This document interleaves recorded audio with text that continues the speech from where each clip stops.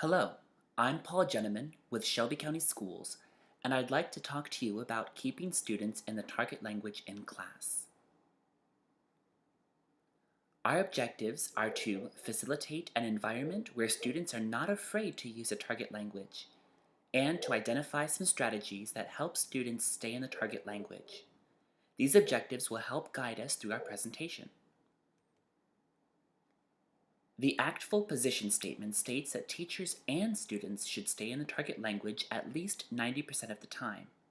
However, most teachers focus on themselves staying in the target language without much focus on the students also staying in the target language. So we have some tools to help teachers help their students stay in the target language in class. The TELL framework has several key elements that teachers can use to help us assess our practice. These tools help teachers understand how their practice can help students better understand the input and produce quality output. There are several key criteria from the TELL framework that mention students' target language use. So we'll go through these items, see some strategies on how to apply them, and some examples of teachers' classrooms. We'll take a look first at setting up the actual learning environment for our students. First off, we have item 5C. I equip students with strategies that enable them to stay in the target language. First off, we have item 5C. I equip students with strategies that enable them to stay in the target language. We'll unpack this, as this is a main point in helping to keep students in the target language. There are plenty of ways we teachers can help scaffold our students in order to prepare them to produce and maintain the target language. This involves word walls, grammar walls, and ready-made phrases to help students stay in the target language in class. Since this physical space sets the stage for how our students interact with the target language, we can help provide them with visual cues in order to remind them to stay in the target language. Students need time to practice the language more than the teacher in class, so these cues help jog their memory so they can still get their message across in the target language without reverting to English.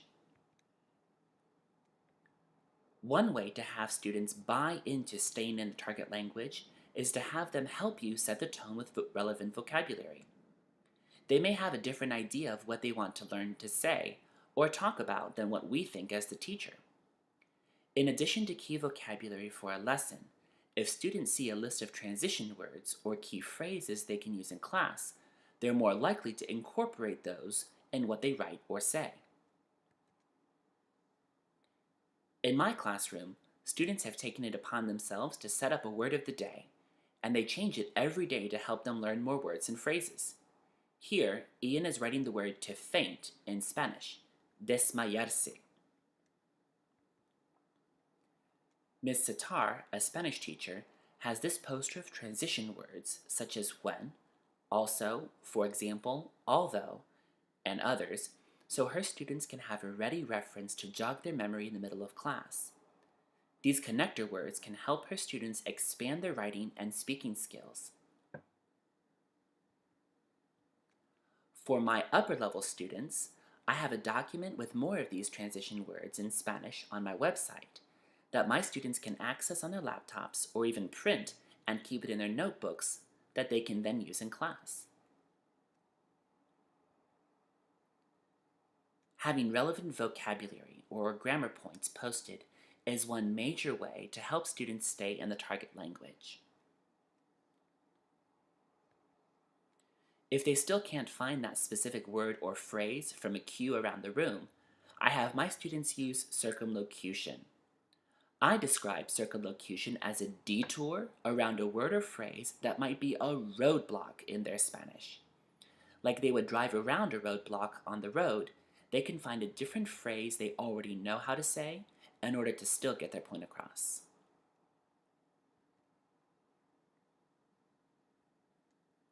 This is an example of a digital vocab list, where the link is posted on my website for us to access in class as needed, and for students to access outside of class. This particular unit here is on using technology. This is an example of a Google Doc that I have linked on my website. I do an interest survey at the beginning of each unit to find out what the students want to know how to say about that topic. Based on that, I create a word wall document that the students can reference. This list is about using website and apps, such as Twitter and Instagram, in addition to describing how they might use these apps. So phrases in this list include an app, to tweet or retweet, to like. This is an example of a Google Doc that I have linked on my website. I do an interest survey at the beginning of the units to find out what the students want to know how to say about each topic. Here I have an example of a Google Doc that I have on my website. I do an interest survey at the beginning of each unit to find out what students want to know how to say about each topic. Based on their interest, I create a document that the students can reference. This then becomes their word wall. This list here is about using website and apps, such as Twitter and Instagram, in addition to describing how they might use these apps. Some of these phrases are to tweet or retweet, to like, to update, or even talking about a profile or being live. Having relevant grammar points posted is another way to help students stay in the target language. Here, Ms. Satar, who teaches Spanish 2, has present tense conjugations on a poster to help her students remember their endings. These are easily seen on one wall of Ms. Satar's classroom, and they're big enough that all students can reference these endings as they need to in order to remember the present tense conjugations. Note that the conjugation endings are color-coded to correspond with the infinitive ending. This also helps students create a connection between the infinitive ending and the conjugation ending. This is a marvelous example of item 4D of the learning environment from the TEL framework. So here we have item 4D of the TEL framework spelled out. My students and I create a physical environment that includes classroom learning aids to facilitate classroom target language use. As students learn more language, create reference points for them so they can more easily retain the language. A Spanish 3 student told me once, "This class is sink or swim, but you've provided us a float." Students may not always want to use the target language in class, but when they are pushed to do so, they find they can communicate more than they thought they could originally. Taking chances in class is so rewarding for them because it shows students that they are invested in the topic, so they can express themselves in a new way. Mrs. Shirley, a Spanish teacher, has some commonly used phrases, such as, "May I go to the bathroom?" "My name is," and a few others, posted in her classroom on her board. Students can see these phrases and use them in their conversations with other students or with Mrs. Shirley herself, especially if they have to go to the bathroom. Mrs. Shirley also has classroom rules posted at the front of the classroom above her board, but the students created them as they learned them. Students can see the function of using polite commands, here in Spanish, favor de, as they learn the rules such as please don't run, favor de no correr, or please don't eat in class, favor de no comer en clase. This way they understand the rules as they are creating these mini posters. The way we have our physical space helps our students relate to each other too. Next, we'll explore some strategies of how teachers can help students understand the language they read or hear and, in turn, communicate their message effectively. Mrs. Warren, a German teacher, prefers tables in her classroom for students to work together easily. Note their proficiency tracker on the back bulletin board and other commonly used phrases with pictures in German on the left wall. Students can work together easily in her class around the tables, and she can arrange the tables in a U formation so everyone can see each other easily. I like for my students to work in groups, even though I have desks. But note that there is plenty of space for me to circulate around each group, as well as monitor the language use of all the students at the same time, no matter where I am in the class. Also, I keep the groups small, about 3 or 4 students, so everyone has a chance to talk and no one person is monopolizing the conversation. Now let's talk about item 4G in the learning experience from the TEL framework, which states, my students have adequate opportunities to process language, input, before being expected to produce language, output. As we continue discussing our learning experience, we must remember how students process language before they can produce it. Here, we'll explore some strategies of how students understand the language they read or hear, and in turn, communicate their message effectively. Students use the target language across the 3 modes of communication: interpretive, interpersonal, and presentational. Students at each level must have a mix of these modes in order to become proficient communicators. Plus, even novice learners can stay in the target language, even through understanding, at least 90% of the time. Before they can accurately express themselves in the target language, however, they need some practice. So remember, comprehensible input comes first. The students must understand what they hear or read before they can produce anything.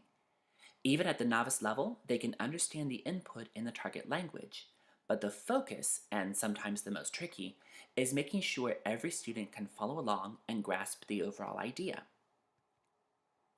As we provide the needed support for our students, that scaffolding, they in turn can make their own meaning of vocabulary and grammar, so they start creating their own message. Scaffolding students' understanding provides the framework for students, in turn, to produce language. So, as our focus is on proficiency, we want our students to be able to spontaneously understand and create with the language in any situation, both in class and in the community. Now let's take a look at the modes of communication and how we can provide ways for our students to stay in the target language across each mode. First is the interpretive mode. So as they read articles, blog posts, and other texts, we can help them understand the main ideas. Remember, this is in the target language without reverting to translation into English. Students, in turn, discuss the main points using a reading process template I give them or project onto the board. This is the reading process template I use with my students. I define familiar keywords as words that stand out and contribute to the overall meaning of the text. Unfamiliar keywords, by contrast, are words that seem like they would be meaningful, but the students might not understand them. I help them try to guess the overall meaning in context by using context clues, actions, and pictures. Sometimes my students think that my pictures are poorly drawn. Next, they write main points from the text in the bottom left box, and then they can create their synthesis of the text in the bottom right box. This template enables us all, me as the teacher, and my students stay in the target language, even in level 1, as we navigate the meaning of the text or audio. Given the tools, students can achieve great gains in the interpretive mode. Here is one of my students getting ready to read a news article on his computer with his reading template in place. The interpersonal mode may be the primary way we assess our students' output, be it in interviews, partners, or in small groups. Since this is a priority outside of class in any target language speaking community, it is important that we give our students opportunities to practice in class. The interpersonal mode in class provides a comfortable space for the students to practice what they've learned in the input stage and navigate meaning and communication during the output stage. I use this template to help students plan for their interpersonal tasks. Note the boxes for questions to ask. This way, students can plan for original questions to ask, plus any follow-up questions they may want to jot down during the conversation. Here are two of my students having a conversation about what they read last week. They have their plans and notes on their desk, but only as a framework rather than a script. Now we have the presentational mode, which is when students write or speak to an audience without any interaction. Of course, there are tools to help improve this skill too. I use this template to help students plan for their presentational writing and speaking tasks. Note the boxes for transition words and timestamps. These are to help students connect sentences in their writing or speech and provide an indication for them to narrate in multiple time frames. Indicators ranging from normally to never, this afternoon, or last year, for example, all go in the timestamps box during this stage of planning. Also, note that the box for questions has changed to hypothetical questions to ask, as a way to engage the audience in reading or in listening. Additionally, intermediate mid-writers and speakers can include some questions as they start to hypothesize about what could happen outside of their direct influence. Giving a presentation is much less daunting when students can plan a few minutes beforehand. I typically allow about 2 minutes for my students to plan before a task, so they do not have time to script out what they are going to write or say. This is just a way to identify keywords and phrases to include. As students learn more about these connecting and transition words, they are incorporating them more in their writing and speaking. A Spanish 3 student recently told me, "You care about us actually improving, rather than just doing enough to get us to pass." Students may not always want to use the target language, but when they are pushed to do so, they find they can communicate more than they originally thought they could. Students taking chances in class is rewarding because it shows they are invested in the topic, and their confidence grows because they can express themselves in a whole new way. So this is exciting to hear because of item 7C from the learning experience in the TELL framework. I provide opportunities for my students to become more effective communicators. Students who are able to plan before formative or summative tasks are able to communicate more clearly than those who are expected to perform without any planning at all. The templates shared earlier for the 3 modes of communication help students plan for their success. In class, students should be able to use follow-up questions in their conversations. A Spanish 4 student once told me, "I actually have to pay attention." Students must pay attention in a conversation in order to make sure they understand and can respond properly, so I model that for them. Modeling starts out in a whole group setting, and students have their interpersonal task plan in front of them. I'll provide some suggested phrases they can use, but also some questions they might want to ask. From there, I'll practice asking different questions so they feel more comfortable and confident before they talk with their classmates. This is the beginning of an interpersonal task that they can use as a formative assessment. Of course, these questions and statements would be in the target language, but I have them here in English to show you how I set up the task and how I have some phrases for the students to reference. If students understand this lesson's objective of being able to ask someone what kind of tech and apps they prefer, then they will be able to answer these questions or even others from their peers. As the students give their positions, there are some ways to indicate what they believe, as well as what they disagree with. Again, I have these in English here, but of course they would be in the target language as a reference for my students in class. Also, note that there are ways for students to answer in affirmative or negative ways. Modeling a conversation becomes an important part of the interpersonal mode because it shows the students how to use the phrases they've learned. Just like learning to write a paragraph, there is a sequence to how they can have a conversation. so they can see and hear how that flows by the way I model it for them. A smaller scale practice allows for everyone to participate, so they all have some guided practice with me before breaking up into groups. Even though modeling is important, we language teachers should be conscious of the space and time in which our students can demonstrate what they've learned. This is why item 4F in the learning experience of the TELL framework is so important. I consciously monitor how much I say in order to maximize student opportunities to produce language in each lesson. Providing open-ended questions allows the students to show what they know, so the teacher then moves from language model to discussion facilitator.